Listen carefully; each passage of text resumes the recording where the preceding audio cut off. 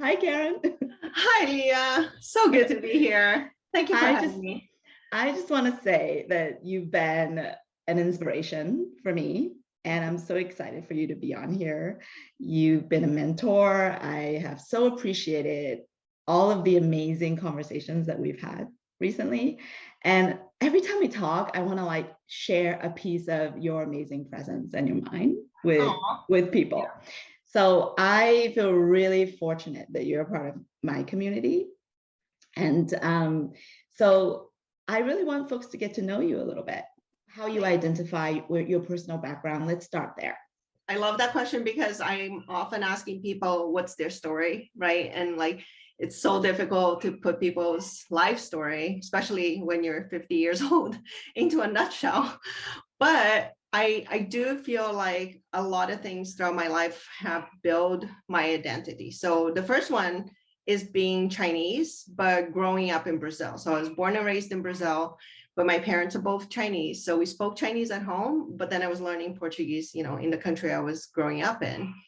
And then later on, I joined an American school in Brazil. So I was infused with American culture and actually national culture, because a lot of the students that went to my school were children of expats working in Brazil. Mhm. So I was really lucky to have, from an early age, this multicultural upbringing that opened my eyes to, that the world is actually smaller than people think, because people have so much mobility, and Mhm. that cultures actually have a lot of things in common. And like when people say, well, Brazilian and Chinese, that seems like so different. I'm like, actually, they're very similar cultures. They all love food. Like everything we do revolves around food. And they're super family oriented. They're very much about taking care of your families. And when you have those core values represented in the cultures that you are brought up in, there's a synergy and a beauty to it that I really appreciate. So that's the first thing about me. I'm Chinese, Brazilian, American. So it's, And when did you move to America? I moved here in 1989. So I was 18 and coming here for college. And then I ended up getting married and staying here. So now I've been in the US longer than I was in Brazil. But I still consider Brazil my, hometown. São Paulo is my hometown. Yeah. Yeah, yeah. But I became a U.S. citizen in 1997. So I've been here for a while. Let's see. So then the other thing about me, so three cultures, also 3 degrees. My first degree is in international business. Then my second was in fashion design. Then my third was a master's in education. And the journey of that was that as a Chinese, a child of Chinese parents, I told my parents I want to be an artist when I grow up. And they were like, what? Good luck with that. Like, so you're gonna have to die for your paintings to sell, because that was their schema of, what Mm. do artists do? What are famous artists? And back then, commercial arts wasn't a really well-known thing. Even though there was design, obviously, it was just not as clear to them that there were people out there designing everything, that is Mhm. made. Mhm. And so they thought, okay, well, artist means you have something in a museum, and then when you die, they become more valuable. So that seemed like a very bad career choice. And I couldn't, I had really, the same yeah. experience. So Right. And then it's like, and you have to play the piano or the violin. It's like so stereotypical. I'm like, I play the piano. mhm. So, Mhm. so art school as my first choice right out of high school was not an option. I was supposed to go to medical school or law school or Mhm. business school or engineering. Yeah. And the one that appealed to me the most was business, because I thought, okay, I can do international business because I'm really fascinated by cultures and how cultures work with each other. And Mhm. so I went into international business. But 9/11 happened when I was traveling about 80% of the time with 2 young daughters. So Wow. that was another defining moment for me, where I was, in my basically early 30s and at the pinnacle of my career at the time. And I thought, yeah, this is everything I'm doing is what my parents expected me to do. But on 9/11, I received 103 emails from people asking me if I was alive. Like literally that was the captions, like, are you alive? You know, were you on the plane? Are you okay? And it was a wake-up call to, yeah, I could have died. And my daughters wouldn't know what mommy was passionate about. They were little at the time. I have 2 daughters and they were little at the time. And I thought I need to do something that I really love, that, you know, if I were to die, people would know, okay, this is, you know, this was Karin. She was complex. She did all of these things and she was creative and at the same time passionate about leadership and, you know, passionate about building things. So I started to think about my career not as accomplishments, right? Not as titles and income, but as growth. You know, how do I want to grow as I build my career?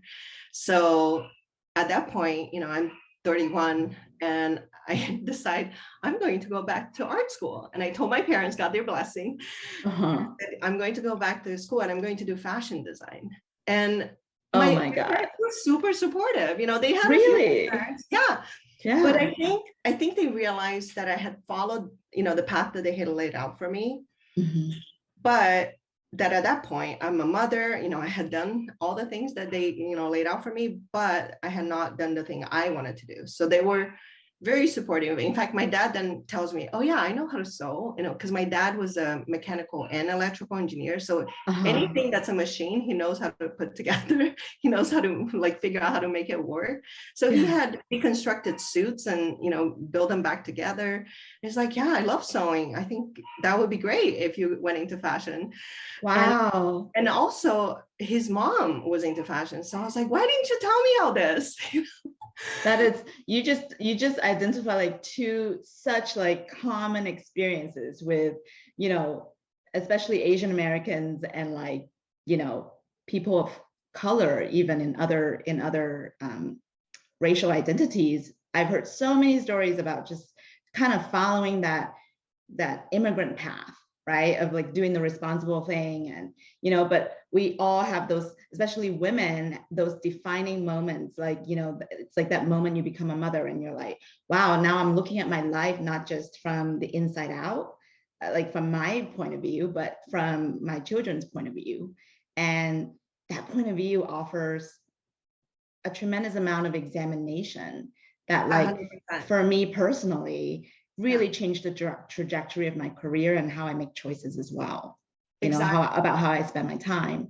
And sometimes I think about it as like, you know, man, I'm really kind of a late boom, you know, late to this game, you know, like I wish that I could have, right? Like just live into my passion and be more courageous, right? When I was younger and I didn't have the tools to do that.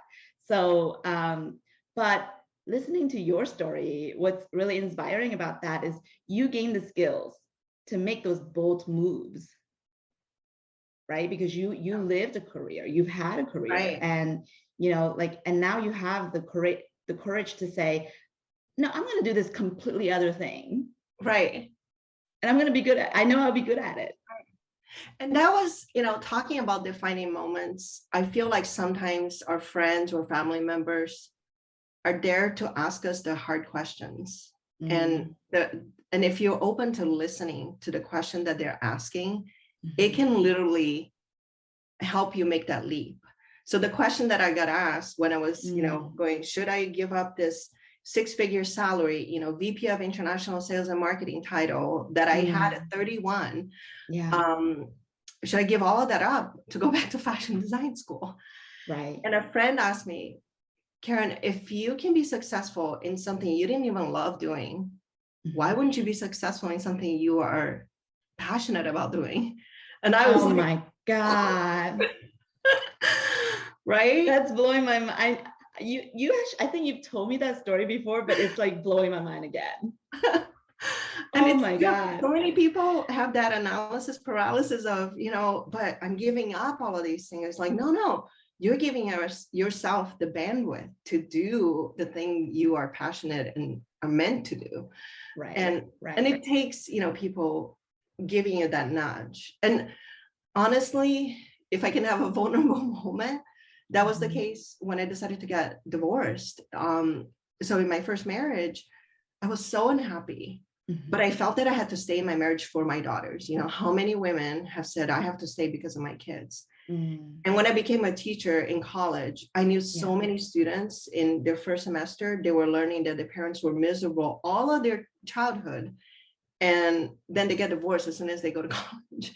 Yeah. And they were like, Karin, my entire life was a lie. I wish my parents had gotten divorced when I was younger, so I would know, you know, that my parents were unhappy and they would have had the chance to be happy. Right. So this fallacy of staying together for the kids, it's, you know, it's very real. And I, you know, 100% support and commend people that make that decision because they have their own reasons for doing that. Yeah. But for me personally, my husband now, actually, he was a very good friend at the time. And he said, I was telling him how unhappy I was. And he asked me, would you want your daughters to stay in the marriage that you're in? And oh my goodness. And, you know, to illustrate what you just said earlier about when you have kids, you start to see things from, you know, the perspective of, would I put this on them, you know, to make the same choices I am making today? And at that point, I went, no, I will not want my daughters, you know, as much as I love their dad and I respect him and I want him to be a part of our lives, I would not want them to be in the same kind of marriage that I'm in. And what you're pointing out through the story too is this idea of, you know, modeling, right? I, you know, grew up in a family who's, you know, my parents were divorced. My mom moved from China when I was 14 with just me to the US to get a fresh start, right? Because she was the first woman to get a divorce in her community. So it was really difficult for her. Yeah. And, you know, I grew up with very few role models. You know, that was an act of courage, like a courageous act that, you know, at the time I didn't recognize as a courageous act. And now I can look back and actually honor that and respect that and acknowledge it. But, you know, it was a hard time. So it's hard to look through the veil of that difficulty to see the benefit. Like now I can as a successful grown woman, right? But what after I left the house, what I began being exposed to in the professional world and through friends and even friends' parents sometimes is these other role models. And I just love your stories about like friends asking great questions. You know, we talk about great questions in the context of work so much, especially as creatives. Like asking questions is literally the lens and the vernacular in which you gain creativity and get creative ideas. And solve problems. Because I see so many, you know, brainstorming sessions and things that are focused on coming up with ideas, but they're not asking the right questions. And then the right problem, you know, the actual problem is not getting solved because you're off on tangents of coming up with great ideas, you know, and ideas. The thing about creativity is that your own ideas can be very seductive. You can get fall in love with your own ideas and get really attached to it, even if it's not solving any problems. So, you know, I've seen people come up with the problem to justify, right? Yeah. So you have to, you have to take pause and have those allies within your work network and your friend network and your family network that ask you the really hard questions. Let's talk about allies. I love that topic. I've been diving into allyship lately. And to be honest, that's the reason for the show, because we want to be good allies to our community. And I was having a conversation with my husband, actually, who's white, grew up in the Midwest, and have always played huge roles, actually, you know, worked at like inner city, underserved communities, high schools, teaching English. He's done, you know, right now he's like represented all these very diverse voices and helping them publish and build their businesses, publish books. So he's actually doing a lot, you know, he supports my business. But what's interesting about that is he always says, oh, I don't want to talk about it.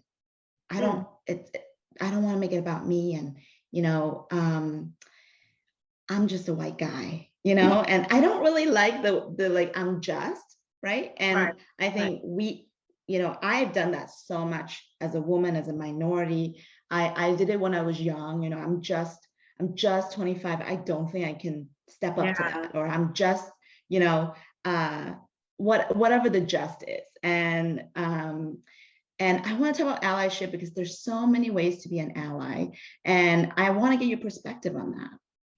Yeah, I agree with you about the just, but I also love that your husband has the self-awareness to want to take a back seat to whatever conversation is happening and Mhm. not make it about him, because those Mhm. two things could actually coexist. That is actually my definition of performative allyship, is when I Mm, see somebody saying all of these things yeah. to, show that they're supportive of whichever Mhm. minority group or, marginalized group, but then they go, but I'm just, this, and therefore, don't judge me, right? Because I'm just a white guy. Mm, There's only so much I can do. So in your husband's case, I think he's doing a lot, but he doesn't want the spotlight because he has had the spotlight for centuries, right? yeah. As a white male, they have had the spotlight and Yeah. the default to leadership for Yeah. centuries.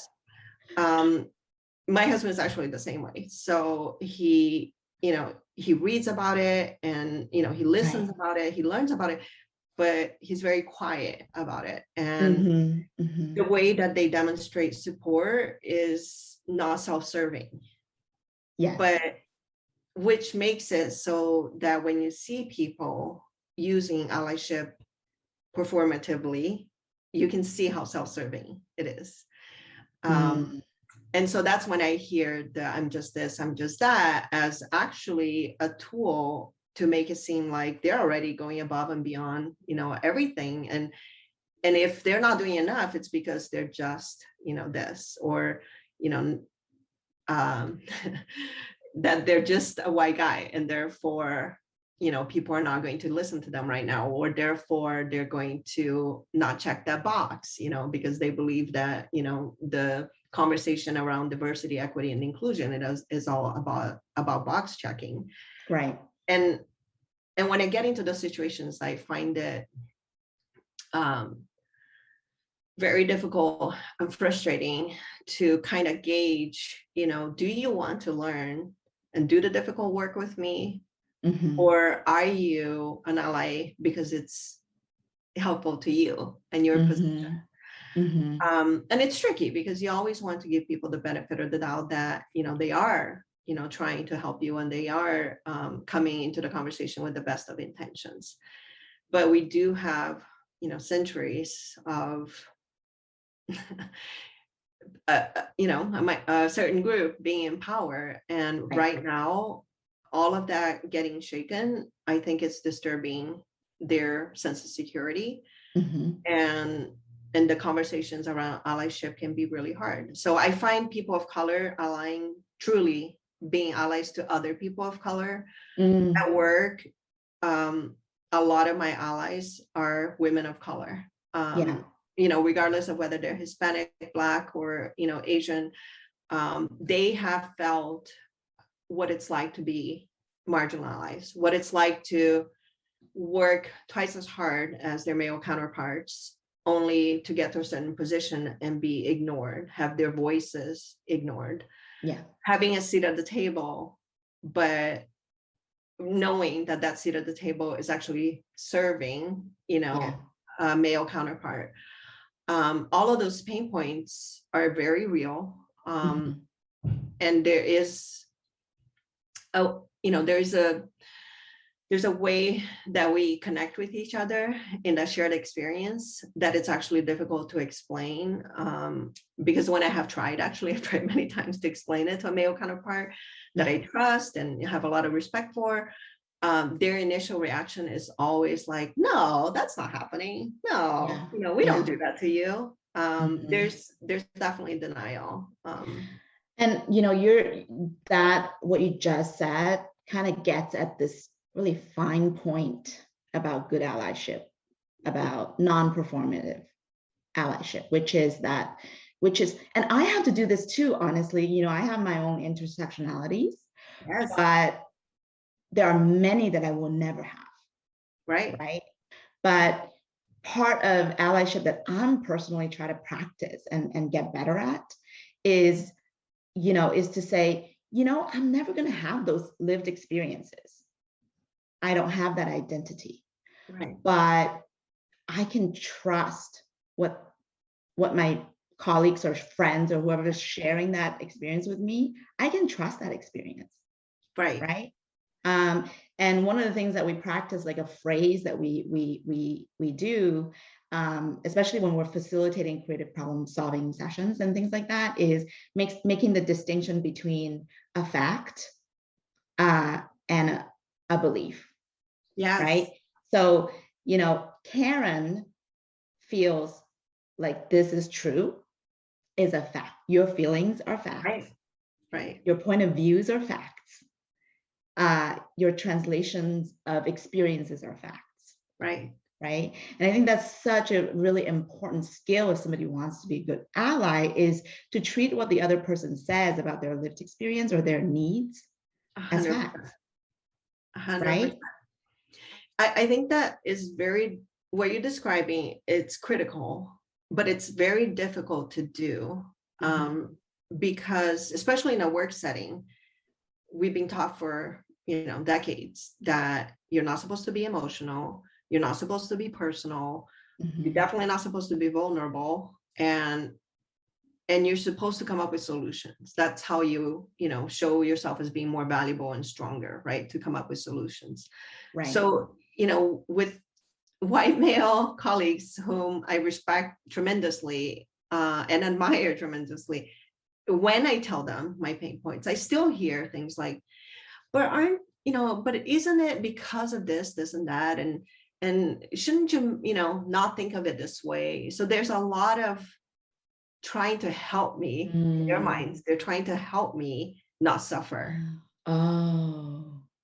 And what we need is for them to listen to our suffering, take it as fact, just as you just said, take it as fact and just internalize that for a second. It's like, if you could just listen.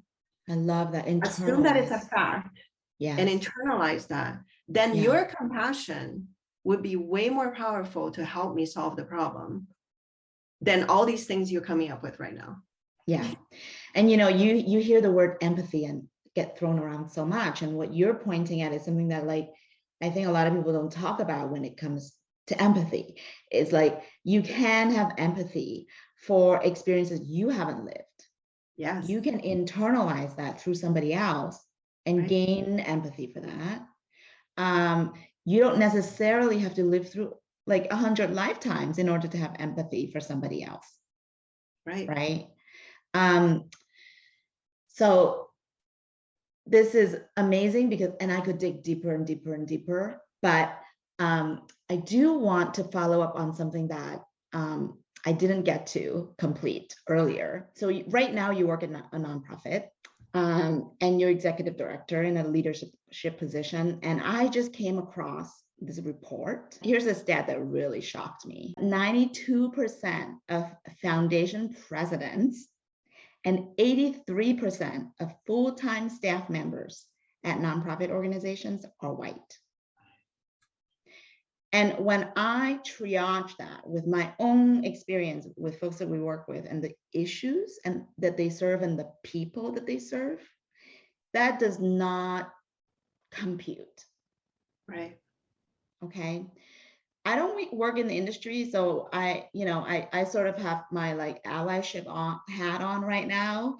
And I want to highlight that a little bit because I want to know, how does this data compare to your experience working in the sector, and like, what do these barriers really look like? Wow. So I'm going to shocked by these numbers, first of all, or I'm not. Are you just like, I'm not shocked by the numbers because they absolutely reflect my experience.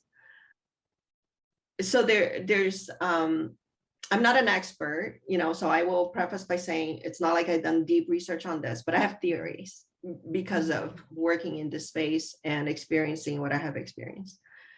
So historically, philanthropy was started by white people, right? Okay.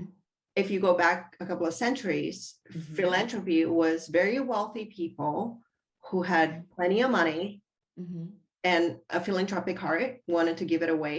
Oftentimes, it was male businessmen giving their wives the opportunity to do something with money that, extra money they had earned, right? So I thought about it. Like, yeah, I love tracing back to the origins of things. Right. Yeah. So you have a lot of white women doing philanthropy, at least, Western culture, we're talking a couple of centuries. How do you do philanthropy? You do it through your network, right? So you are basically building foundations and doing philanthropy work for very worthy causes, but you're garnering the money through your own network of other white, wealthy men or women.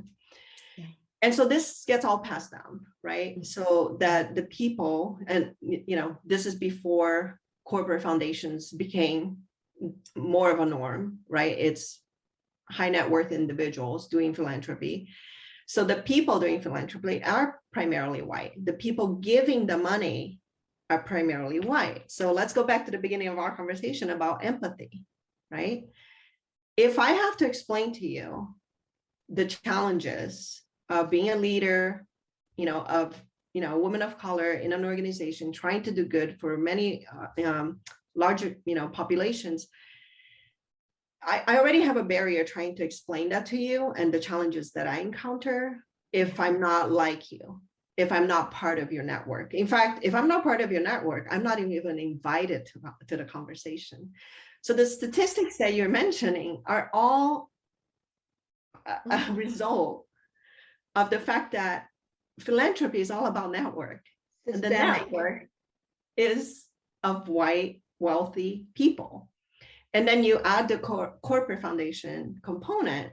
Yeah. And they're run, right, by people who had been head of HR that then became CSR, right, corporate social responsibility, were usually people in the organization that were passionate about something, to do with improving society and the communities that they serve.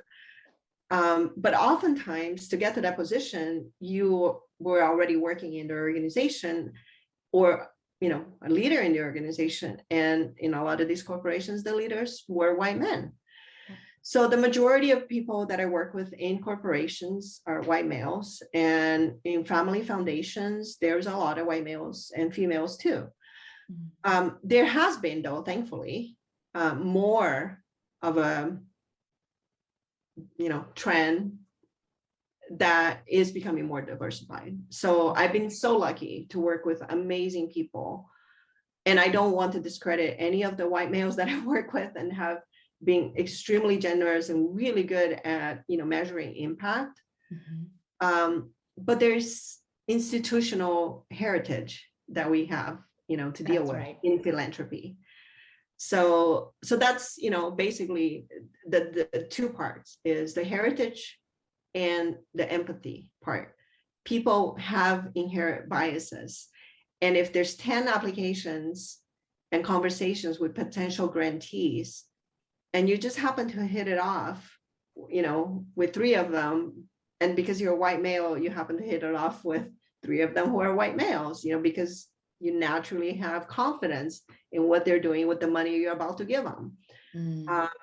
It's, could be very deserving. It could be some influence of, inherent bias. Right. But it's there, and it's all, it's something we need to change, but it takes very conscious acknowledgement of that.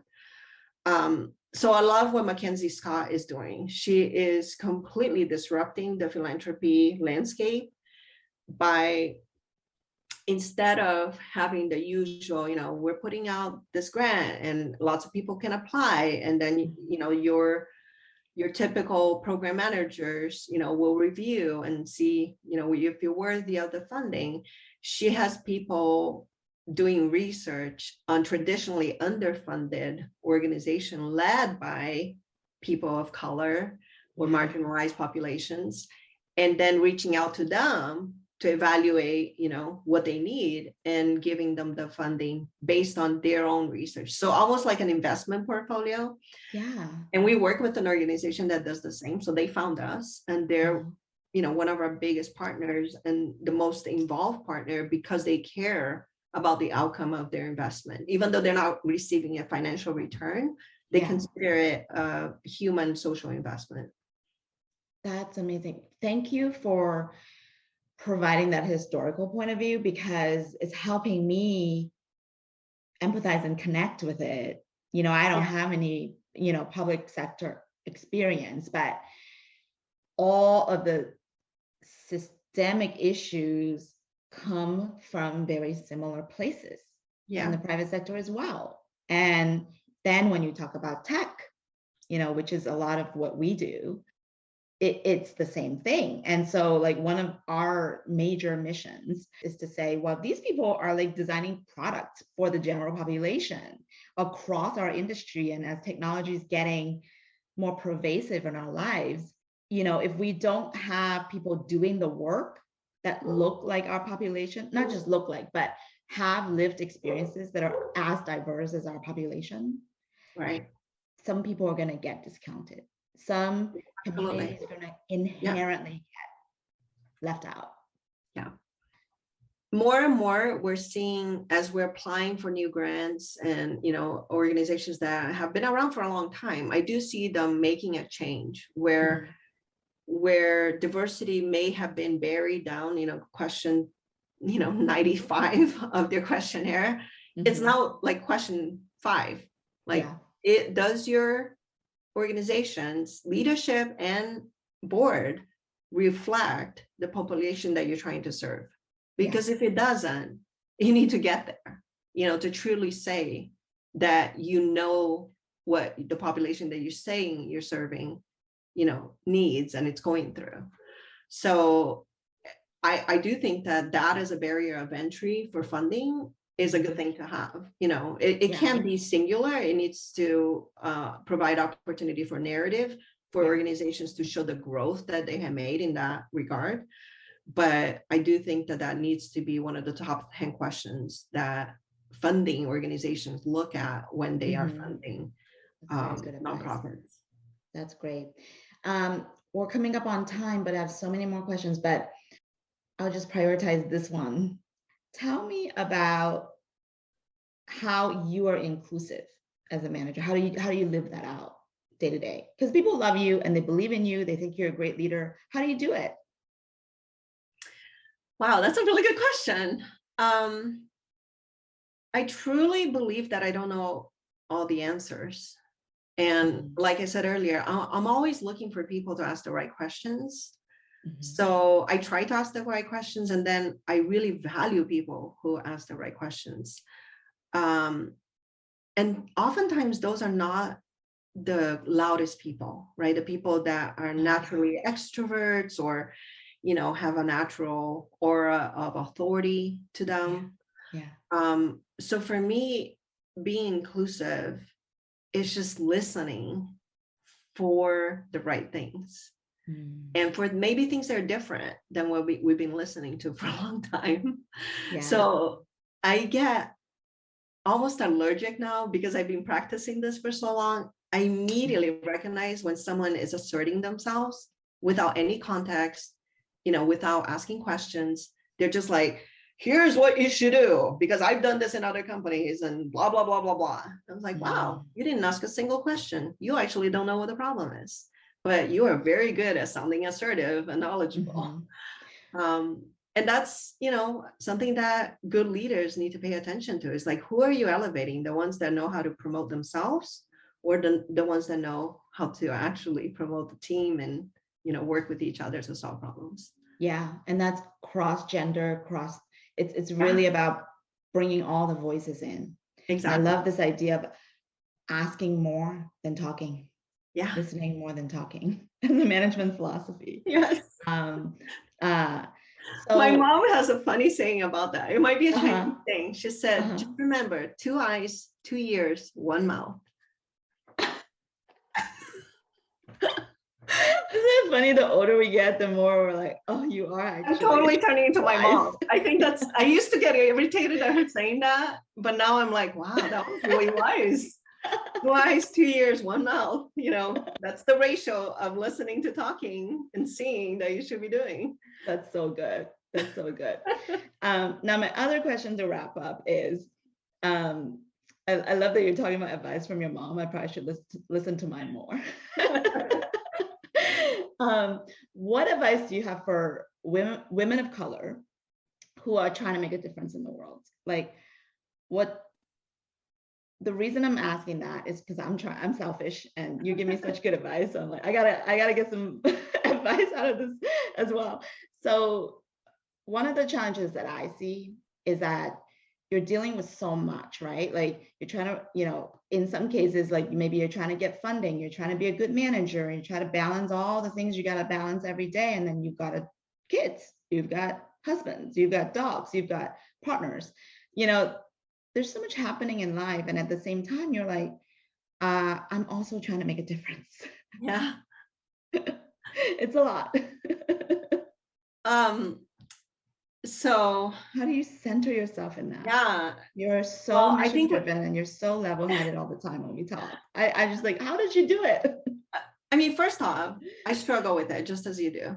I think most women do. Like, we always feel like we're not doing enough, right? I look at my husband, and what attracted me to him in the first place was just how centered he is, and how like, I'm enough. I was born enough. I'm like, oh, what? Like, how are you born enough? Oh my goodness. You got to teach everyone how to do that. I know. How to think like I know. that. He doesn't need to meditate. He just has the sense that he's enough. And if he were to die tomorrow, he did enough. And I'm like the opposite. I didn't do enough. I wasn't enough. It's like, not enough, not enough. So my advice is be more selfish. And you started this question by saying, I'm selfish. I want to know this. It's like, be more selfish, be more self-serving, because the fallacy of what we were taught, and Glennon Doyle, by the way, if you haven't read Untamed, you need to read Untamed. Getting through it right now. She goes into that and it makes you cry. But it's so true. It's like, that's why it's taking me so long to get through the book. It's hard. Keep crying. Yeah, it's hard. You just grab the book and you're just like, oh my gosh, this is my truth. And it's the truth of all women that for centuries have been taught, the more selfless you are, the better, right? Like, the ultimate praise for a woman is how selfless she is. And we have that in our schema. Even like you pointed out earlier, as I'm applying for new jobs, instead of telling people what a badass I am, I'm like, I just want to learn more, because I'm selfless. It's like, is it, do you really want to learn more, or do you want to make an impact with all that you already have? I think that that's actually closer to my truth. I'm 50 years old. I have a lot to teach, in addition to a lot to learn. So yeah, I do want to utilize my voice. I want people to hear my voice and utilize that for good. I want to make leaders become better leaders, because I have so much practice at doing that. And I know that that's just like compounding interest. When you make a good leader, that leader makes other good leaders. I mean, it's just this amazing, chain reaction that you can make. So it's one of the most important things you can do in any work setting, is to become a better leader and empower others to become better leaders. So my advice for all young women of color especially is focus on yourself and give yourself, the validation that you need, either through your peers or through a lot of self-taught and therapy if needed, to really be centered in the fact that you are enough, and that everything you want is good, and that you deserve it, and that it will make even more good, for your peers and, community and society in general. I honestly have met very few selfish women in my life. The majority by far are very selfless and are doing all these things at the same time as they're trying to justify doing more. And it's exhausting. So it is. And I think even if we all try so much harder to be selfish, we'd be like going from like negative, like we wouldn't even inch towards zero. Right. Right. Right. So we actually have to try harder. So, Right. wow. I could talk to you. I mean, I want to clone you and put you in every organization, and then I think the world will be better. So, so I'm Likewise. so happy that you're out there doing your work, being you. Thank you so much for spending time with us. Thank you. And come back. And I I would can't. love to. You're one of the most fun person to spar ideas with because of what you do. Obviously, you're just good at this. But I think, like, rather than being selfless, we should think ourselves as being open and continue to do, you know, the work that we do and continue to be open. And, you know, I hope every woman that's listening, go out now and find yourselves partners to spar with, spar ideas with. Yeah. I love that. I can't wait to get this episode out. So thank you, Karin. Thank you for you. talking to us, and we'll talk again soon. Okay.